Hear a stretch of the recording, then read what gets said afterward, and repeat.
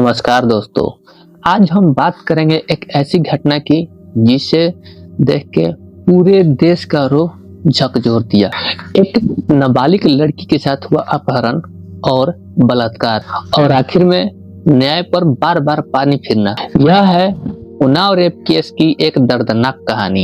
यह सिर्फ एक केस नहीं है, न्याय व्यवस्था और राजनीतिक ताकत और पीड़ितों पर एक बहुत बड़ा सवाल है। तो चलिए शुरू से जानते हैं कि आखिर उस दिन हुआ क्या था।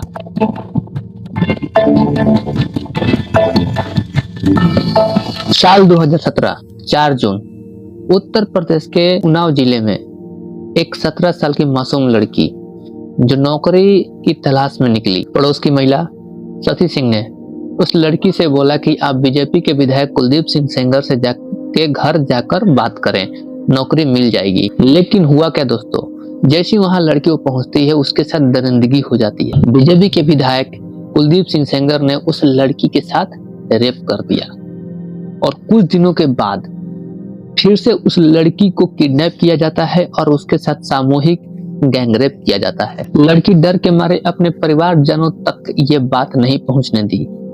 उसने नहीं बताया कि मेरे साथ ऐसी ऐसी घटना हुई है। कुछ दिन बाद 11 जून को उस महिला और लड़के उसी के बेटे ने उस लड़की को दोबारा से किडनैप करते हैं और उसे कथित तौर पे गैंगरेप करते हैं। इस बार लड़की ने हिम्मत जुटाई और जाकर रिपोर्ट किया। लेकिन हुआ क्या दोस्तों, शुरुआत में 1% की कार्रवाई नहीं होती है। अगस्त 2017 में लड़की ने खुला लेटर लिखा। किसे लिखा? योगी आदित्यनाथ सीएम को लिखा, जो कि उत्तर प्रदेश के हैं। लेकिन सिस्टम चुप रहती है। साल 2018 में हताशा चरम पर पहुंच गई। पीड़ित ने मुख्यमंत्री आवास के बाहर आत्मदाह करने की कोशिश की। पूरी दुनिया ने देखा एक बेटी का दर्द। उसी के दौरान उसके पिता को जेल भेज दिया जाता है झूठे आरोप में। 9 अप्रैल 2018 की उसके पिता की मौत उसी जेल में हो जाती है। यह मौत एक कस्टोडियल डेथ होती है, जिसके बाद पूरे देश में हंगामा मच जाता है। इसी बीच सीबीआई की जांच होती है और कुलदीप सिंह सेंगर को गिरफ्तार कर लिया जाता है। जुलाई 2019 पीड़िता पर एक बार जोरदार हमला होता है। उसकी फैमिली एक कार से जा रही होती है, उसी में उसकी वकील भी होती है और ये एक पीड़िता जो कि विक्टिम है वो भी रहती है और कार को ट्रक ने 21 बार लगभग टक्कर मारती है। जरा सोचिए दोस्तों कि कोई कार को टक्कर मारता है, ये पीड़िता बच जाती है, बाकी अन्य लोग मर जाते हैं इस घटना में। सुप्रीम कोर्ट इस पर तुरंत संज्ञान लेता है। पूरे 5 जुड़े केस सुप्रीम कोर्ट ने दिल्ली हाई कोर्ट को दे दिया। दिसंबर 2019 में उस कुलदीप सिंह सेंगर को बलात्कार के रूप में उम्र कैद की सजा और उसके पिता के मौत के लिए 10 साल की अतिरिक्त सजा सुनाती है।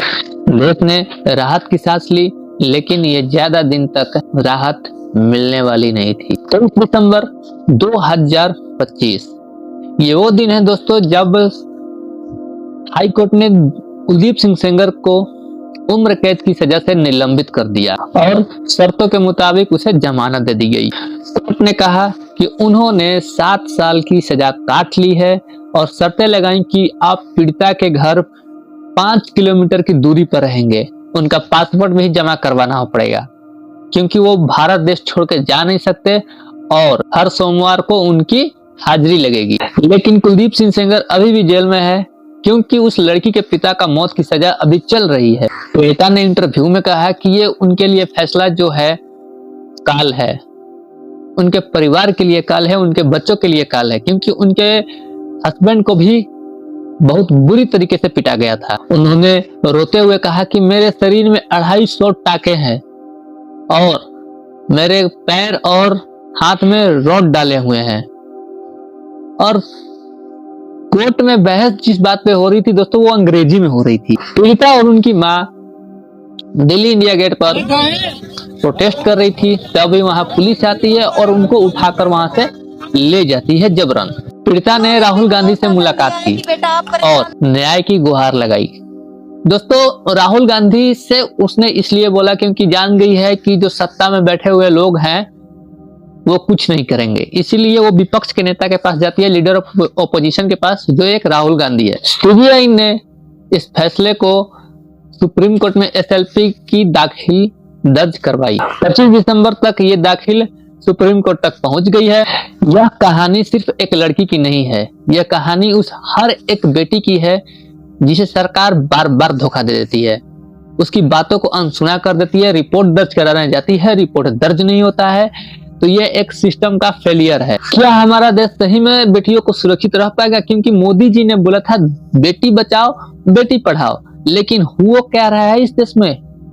बेटी बचाओ और बेटियों के संग बलात्कार करो। भैया मेरे दोस्त, यही एक घटना रह चुकी है अब, क्योंकि भाजपा में अधिकतर से अधिकतर जो विधायक, एमएलए, एमपी जो भी बनते हैं भाई, हाथ जोड़ के निवेदन है उनसे कि आप लोग जो इस मेरे वीडियो को देख रहे हैं, 2027 में उत्तर प्रदेश में चुनाव होने वाले हैं, तो कृपया अपना वोट उस अधिकारी को दे जो देखे कि ये उस टाइप का आदमी नहीं है। सोच समझकर वोट कीजिएगा इस बार। क्या राजनीतिक ताकत हमेशा ऐसे ही न्याय को हराएगी? पिता आज भी खतरे में है, उसकी परिवार आज भी खतरे में है। अब हम सबको आवाज उठानी पड़ेगी मेरे दोस्त। जय हिंद, जय न्याय, जस्टिस फॉर उन्नाव रेप।